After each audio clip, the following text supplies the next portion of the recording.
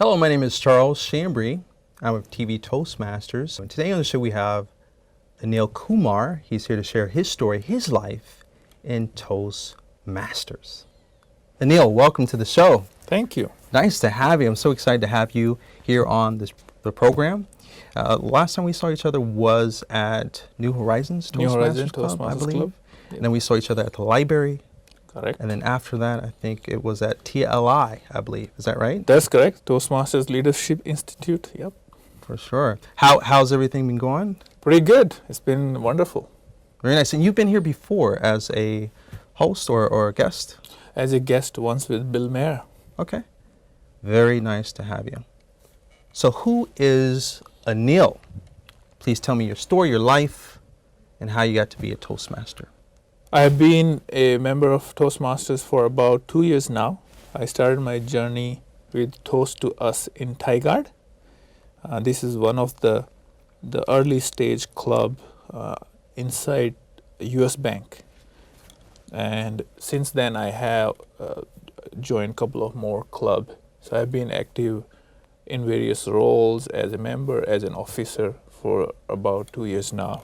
And since last summer, I have been an area director in District 7 to go learn the next level of skills that the Toastmasters provide. So I'm now visiting various clubs to figure out what are some of their challenges that they need to, that they face every day and where they can benefit from my experience. Outside of Toastmasters, I have been in Portland for about 8 years now. Before that, I was in Chicago area. I originally grew up in India, and I, for some reason, landed in Portland, and I've been here for this long and enjoying my time here. Yeah, you love it, huh? Yes. Okay. It's been exciting. Portland is such a unique place. For Whenever sure. you tell people you're in Portland, the first thing they say, wow. Yeah. Good. Well, let's talk about that. Let's cover the various clubs that you've been to, even up to this club, TV Toastmasters, because I know you've visited a lot of different clubs. So let's cover that. I am a member of 3 clubs, and they are at different stages of Toastmasters experience. Toast to Us, that I originally joined, is an early stage club. A lot of members are young. They are just starting out their Toastmaster journey.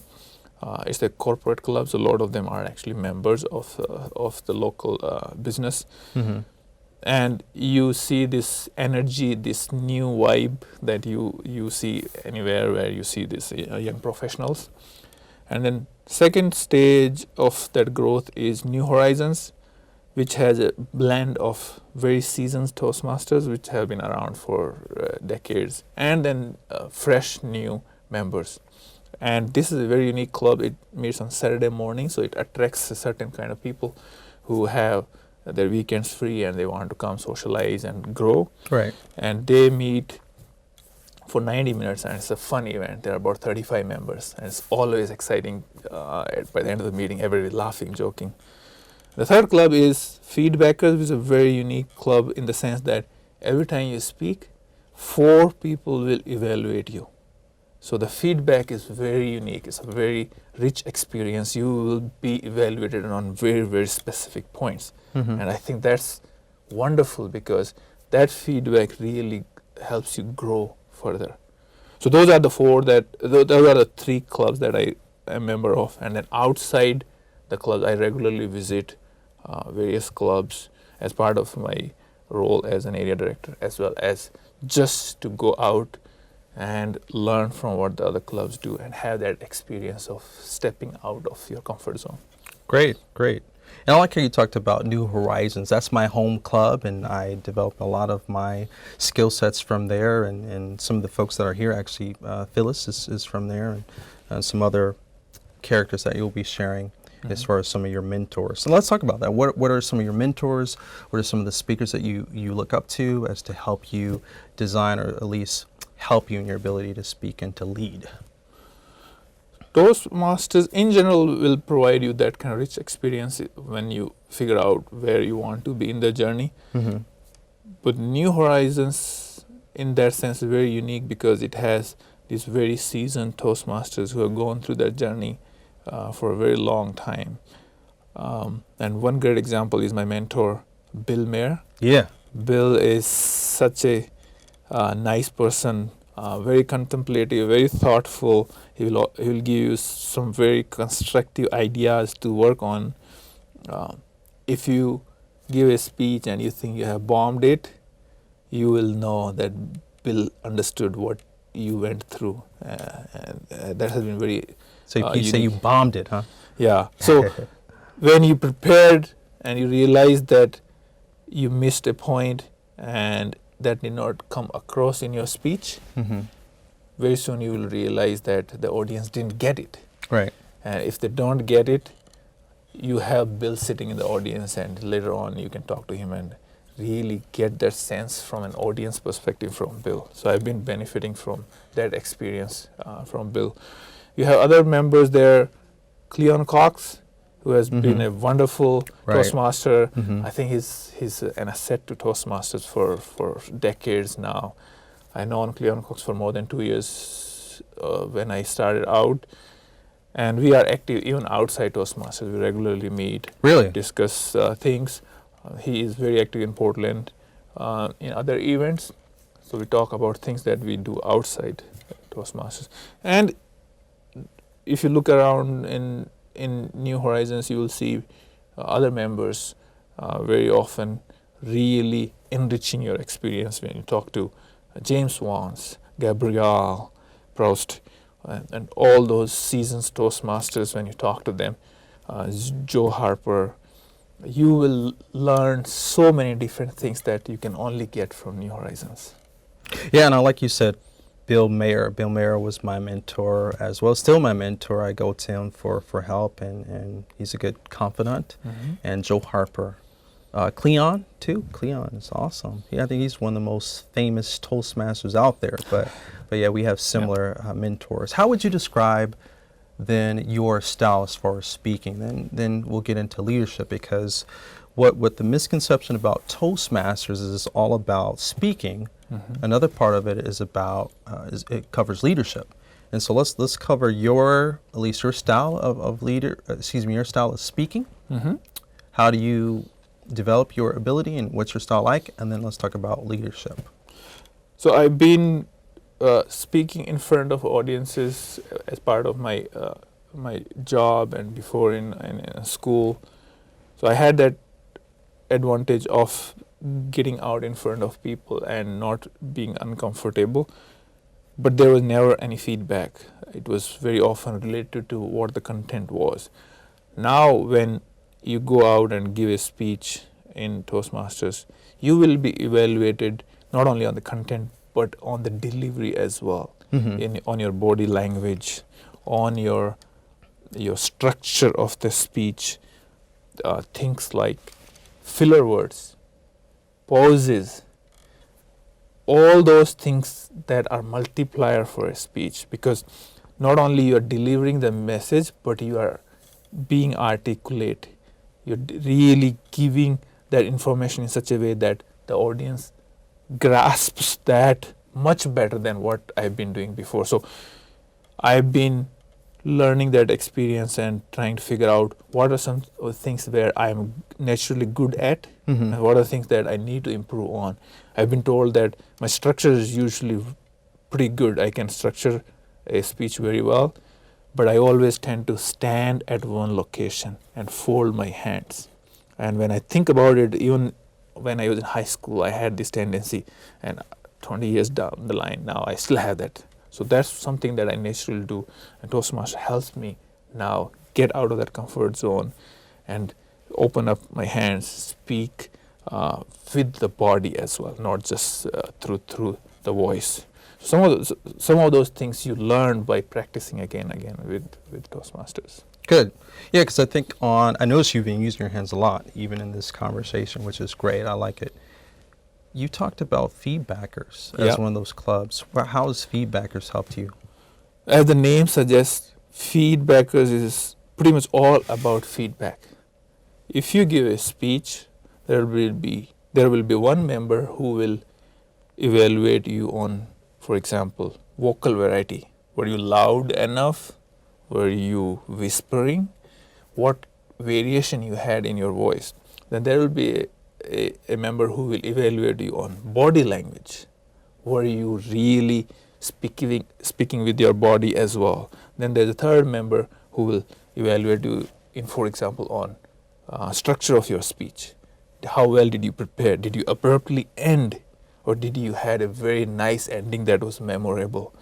And fourth member will give you evaluation on what you want, for example, on a manual, and the things that are pointed out. Did you hit all the 5-6 things that are required? So you will get 4 evaluations, and then there will be a fifth member who will evaluate these 4 evaluators to tell them what are things they can improve on their evaluation. So in that sense, Feedbackers is very unique club. It really gives you this very rich feedback that helps you improve, and that's, I think, a unique skill set that Feedbackers develops. Very nice. Mm-hmm. So we'll hear more from Anil when we come back from the break. What do you learn in Toastmasters? Not just how to deliver a great speech, not just how to be more confident when you do that. You learn the art, the craft of speech writing. People get paid a lot of dollars to write speeches for famous people. You can be one of those, or you can just write speeches for yourself. But you can learn not only to deliver those speeches in Toastmasters, to craft a well-written speech. What you write and what you say are sometimes different because the written word and the spoken word come across differently.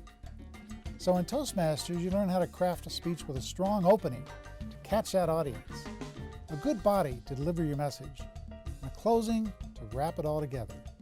You learn how to write that speech, deliver that speech, improve that speech with greater confidence.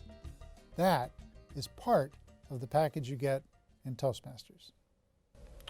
Welcome back. We begin our conversation and our discussion, our interview back with Anil Kumar. We left off talking about public speaking and how it's helped you. Mm-hmm. Now we want to cover the leadership portion of how it's helped you. So I was fortunate that I had opportunities to serve in the leadership roles prior to joining Toastmasters. So as soon as I joined, I started serving in different roles. One of the great exposure you get in Toastmasters is to serve as the VP of Education. Mm-hmm. That means you pretty much run the show for the club by assigning the roles, filling different requirements for the daily meeting. That really helped me dive deep into the Toastmasters journey and engage fully. Well, let me cut you off. I guess what I meant, because I want to hear this part, but I want to hear in a general way how it's helped you as far as a leader. Like, did you have any leadership roles before this, like in business? Like, did you have a... I had few roles. Were you in management before, or what?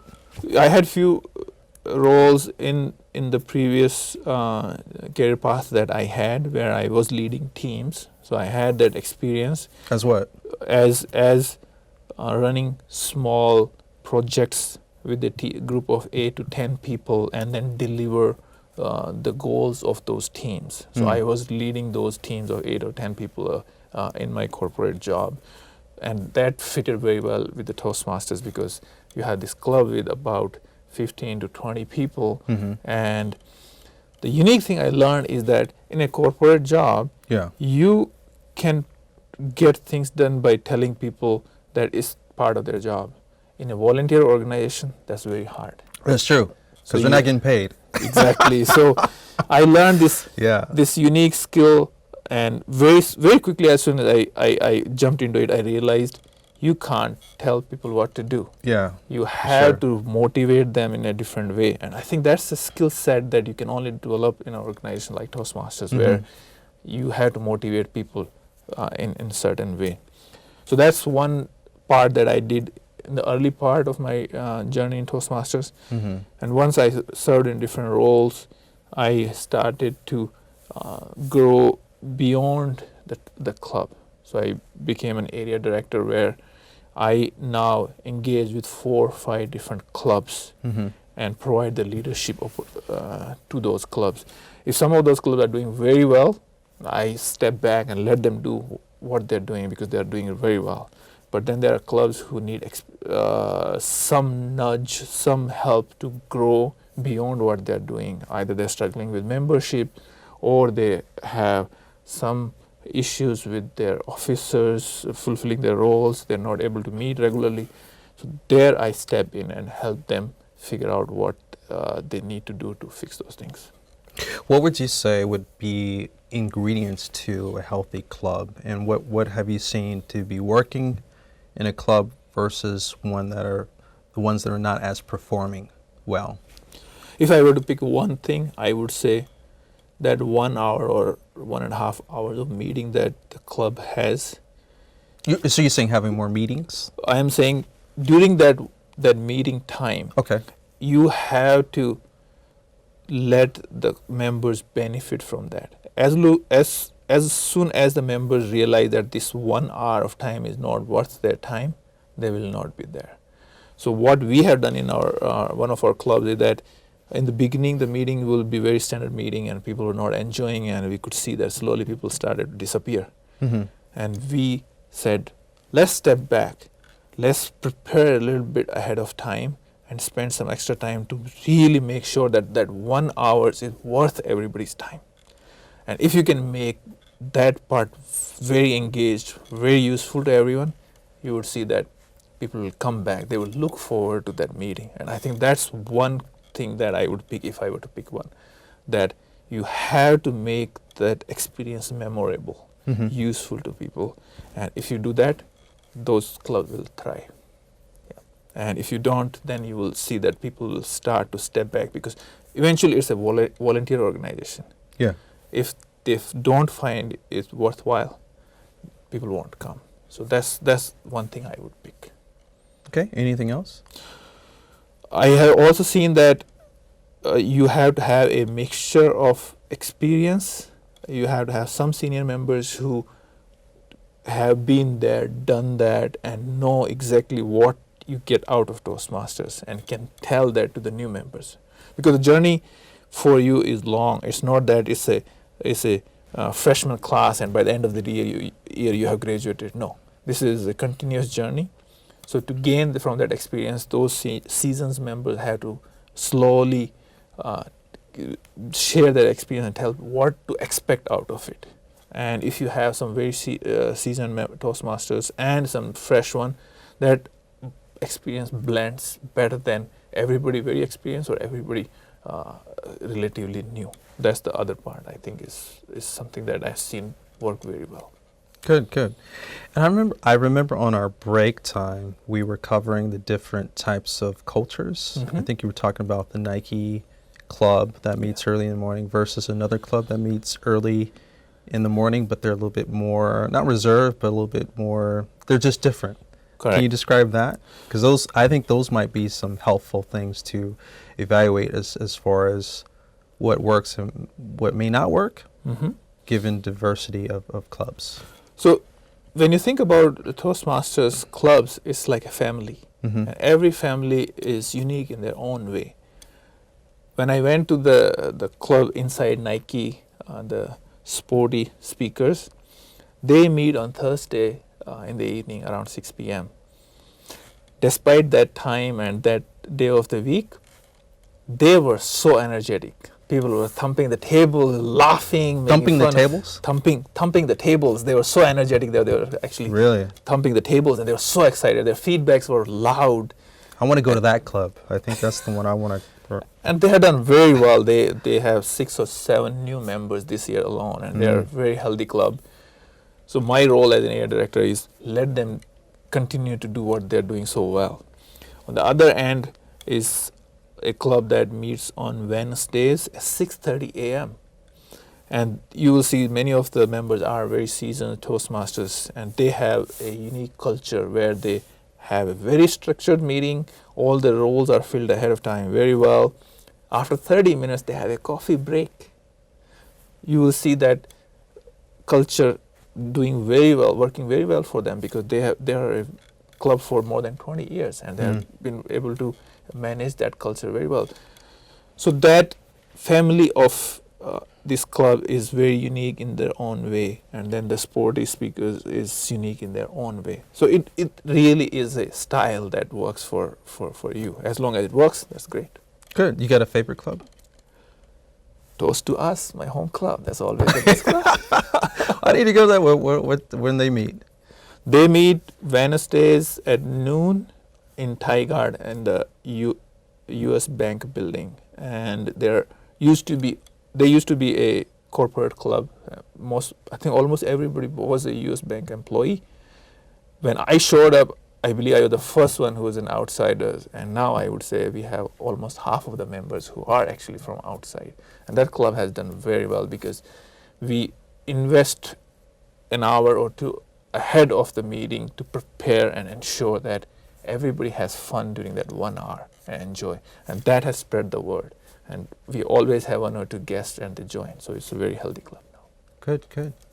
And we're looking to have more people here at TV Toastmasters. I don't know how would you describe your experience here, but we're looking to have more members here moving forward. What would be your vision? I know we've talked a lot. I'm not sure if you talked about your role as the area director. That would be nice to hear. But if you can articulate your role as area director, what your responsibilities entail, and then what's your vision moving forward for the rest of the year. So very often people would be surprised to hear that there is an area, because they rarely have to interact with an area director except once or twice a year. When you are a club, you will be assigned an area. That means 4 or 5 clubs together will form an area. 4 or 5 areas will together form a division. So once you have served in a leadership position in the club, the next logical step is you serve in leadership position in the area. So now you're helping not just your club, but you're helping 4, 5, 6 different clubs. And that's the role I do. So now you are the link between the club and the district management. Now you are the voice of the district. So if the club is doing something very well, you want to learn that from that club and translate it in different clubs. Good. So if a sporty speaker is bringing all this energy, you want to take that to the other club and tell them, look, these are the things they do very well. Would you want to try to replicate? They may say, no, this is not our style and fit. That's fine too. Yeah. But that's the knowledge as an area director you take from different clubs and provide. There are cases where the clubs are not doing very well because they are not able to attract more members. Then you have to step in and regularly engage and figure out what are the things they are not doing well that is not helping them grow. So as an area director, that's my job, to get involved and help that club build the membership, build that energy, run the meetings smoothly, and excel. Very nice. How do we stay in contact with you? I'm very active in Toastmasters. I learned as a VP of PR in New Horizons how to really sell myself. So I actually put all the meeting minutes together, took a lot of pictures, posted them on social media. So I'm very active in my clubs. You can look up on social media for New Horizons and you'll find me there. I'm a very regular visitor for all my clubs. So if you have time on Saturday morning at 8 a.m., come to New Horizons at Marquis Community Center in Tualatin, and I'll see you there. I'm always there from 7:45 to 9:30 a.m. And we meet on Wednesdays at noon in the U.S. Bank in Tigard. We meet second Wednesday of every month for feedbackers at the Providence Hospital, and you can always look up for me. Either you can come visit any of those clubs, or you can look for me on social media, because I'm pretty active on there. Very nice. So you heard Anil's story, his life, his experience in Toastmasters. We want to thank him for coming to the show. We want to thank you for watching the show. Have an awesome, awesome day. Welcome to an opportunity to take the next step of your professional speaking journey. I want you to be honest with yourself. Have you ever wished you were a star in a television show? Well, what if I can offer you a chance to be on TV? Would you take it? That is what I want to offer you now. I'm Dottie Love, Associate TV Producer and Director. Toastmasters International is one of the largest organizations whose mission is to help improve your speaking skills.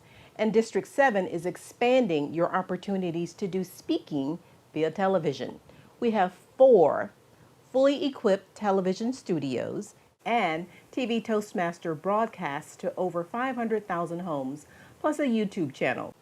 Who knew? We want to invite you to take advantage of using media and television, either in front or behind the scenes. Let me share a few options that you have. First, you can be a guest on a show. Highlight your business or hobby or your community interest. Anything you're passionate about. Be a featured guest. Secondly, you can train to be a host on an ongoing TV segment. We will train you for that. Third, what about creating your own talk show?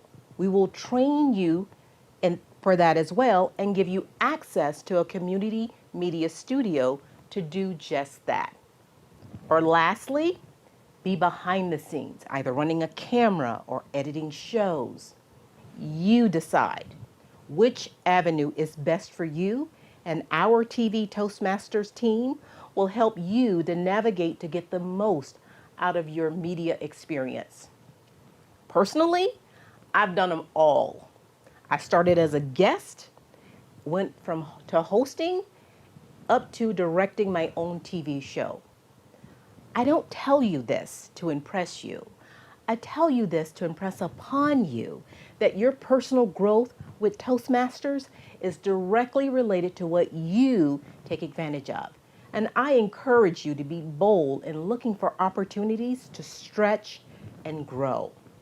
If this intrigues you, or if you have club members who you think that might be interested in this, please contact us here at TV Toastmasters.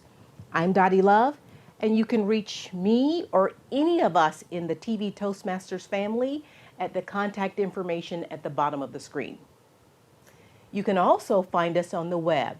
Our website is 7512.toastmastersclub.org.